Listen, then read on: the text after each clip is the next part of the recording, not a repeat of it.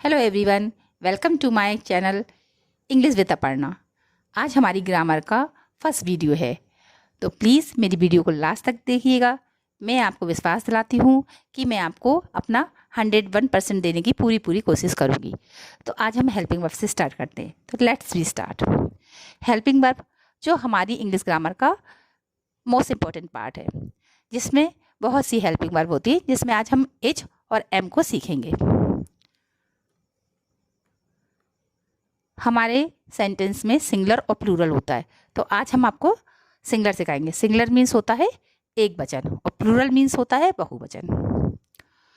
Singular subject के साथ हमेशा एज लगता है, जिसको हिंदी में हे कहते हैं।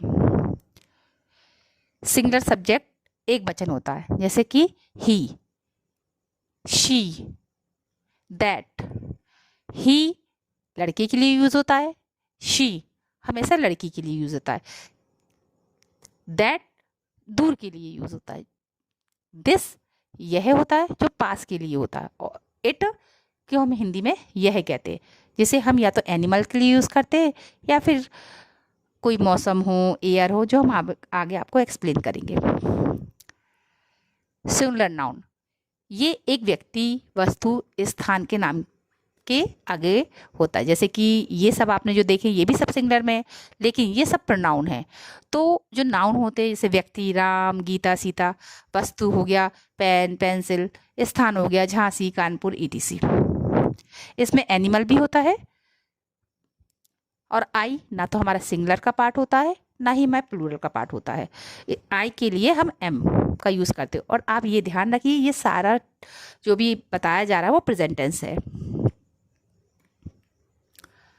कोई भी टेंस बनाने के लिए हमें सबसे पहले एक स्ट्रक्चर का पूरा ज्ञान होना चाहिए, यानी कि स्ट्रक्चर की नॉलेज हमें बहुत अच्छे से होनी चाहिए।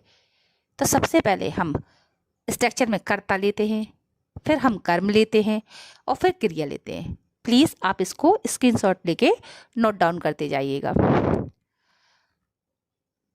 जैसे हमने कर्ता को हम सब्जेक्ट कहते हैं, कर्म को हम ऑब्जेक्ट कहते हैं, और क्रिया को हम वर्ब कहते हैं। यदि जो बच्चे इंग्लिश जानते हैं उन्हें तो समझ में आ रहा होगा, लेकिन हो सकता है बहुत से बच्चे ऐसे होंगे या बहुत से लोग ऐसे होंगे जिन्हें शायद अभी थोड़ा बहुत समझने में दिक्कत हो रही है। तो हम एग्जाम्पल से समझेंगे। वह, जिसे हमने कहा था लड़के के लिए ही लगता है, तो आप देखिए कि वह यानी हमें क्या लगाना पड़ेगा, ही। देखिए ही लगा हुआ है। फिर हमने यहाँ आपको क्या कहा था कि कर्ता के बाद ये है सब्जेक्ट, यानी सब्जेक्ट के बाद हमें क्या लेनी है, वर्ब। तो वर्ब क्या है हमारे पीछे, इसको हम हेल्पिंग वर्ब बोलते हैं। तो फिर हम लेंगे इज। तो देखिए ही ले लिया और इज ले लिया।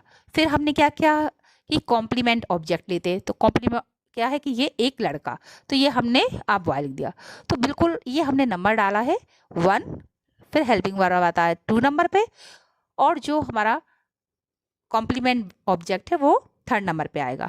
सेम यही आप फॉलो करते जाइए, आपके सारे सेंटेंस तैयार होते जाएंगे।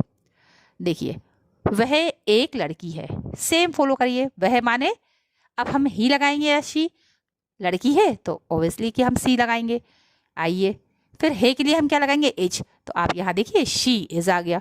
फिर जैसा कि हमने बोला था 3rd नंबर पे हम ऑब्जेक्ट लेंगे, तो एक लड़की 3rd नंबर पे ले लिया, अ गर्ल। तो सेम आप प्लीज़ कोशिश करिए कि आप खुद से बनाइए। वह के लिए अब हमने कहा है कि यहाँ तो लड़का था, आपने ही लगाया। यहाँ लड़की थी, आपने शी लगाया। यहाँ तो ना लड़का है ना लड़की, तो फिर आप यहाँ क्या लगाएंगे। अब ये देखिए वह एक किताब है, वह माने कोई दूर रखी किताब को हम बोल रहे हैं कि वह एक किताब है, या वह एक पेन है। देखो वह एक कुछ भी हम सेंटेंस ऐसे क्रिएट कर सकते हैं। तो आप उसमें बोलेंगे वह यानी कोई चीज़ दूर रखी है, वह एक बॉक्स है, वह एक बोतल है, ऐसे। तो वह के लिए हम उसमें क्या लगाएंगे, दैट, क्योंकि वो हमारे पास नहीं है, दूर है। हे के लिए फिर वो रूल्स वही चलता रहेगा 1, 2 और 3 का। 1, 2 नंबर पे क्या है, हे। देखिए हे की स्पेलिंग एज आ गई। और 3 नंबर पे क्या है, अ बुक, तो अ बुक आ गया। फिर से हम देखेंगे, यहाँ वह था, आपने इसलिए दैट लगाया क्योंकि वो चीज़ दूर रखी है। अब वही चीज़ आप जहाँ बैठे हो उसके ही आसपास रखिए। तो हम हिंदी में जैसे बोलते हैं ना, यह किताब है, यह बोतल है, तो यानी कि हम सामने रखी चीज़ को इंडिकेट कर रहे हैं।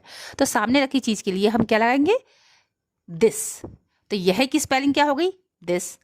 हे की स्पेलिंग जैसे कि हमने नंबर 2 बताया, इसको भी नंबर 2 में रखेंगे एच। और एक किताब के लिए अ बुक। तो आई होप कि आपको मेरी वीडियो समझ में आ रही हो। मे के लिए रूल्स वही चलेगा 1 2 3 का। मे 1 नंबर पे, आई एम 2 नंबर पे।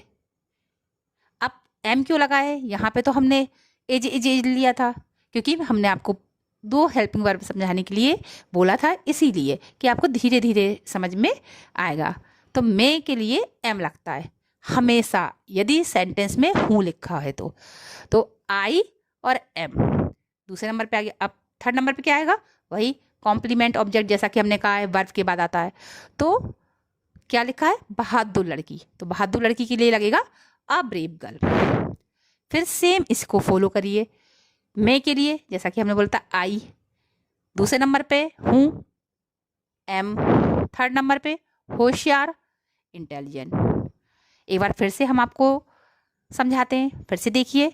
किसी भी सेंटेंस को बनाने के लिए हमें सबसे पहले कर्ता यानी सब्जेक्ट लेना है। कर्म ऑब्जेक्ट होता है और क्रिया वर्ब होती है। लेकिन मैं आपसे यही कहूँगी कि या वो बच्चा हिंदी मीडियम का हो या इंग्लिश मीडियम का हो या कोई व्यक्ति सीख रहा है, तो वो अगर इसको डायरेक्ट बोलेगा subject plus verb plus object, तो ये एक टेबल की तरह रट लीजिए आप कि हम सबसे पहले सब्जेक्ट लगाते हैं, फिर वर्ब लगाते हैं, फिर ऑब्जेक्ट लेते हैं। तो ये आपके सारे सेंटेंसों में यही रूल्स फॉलो होगा।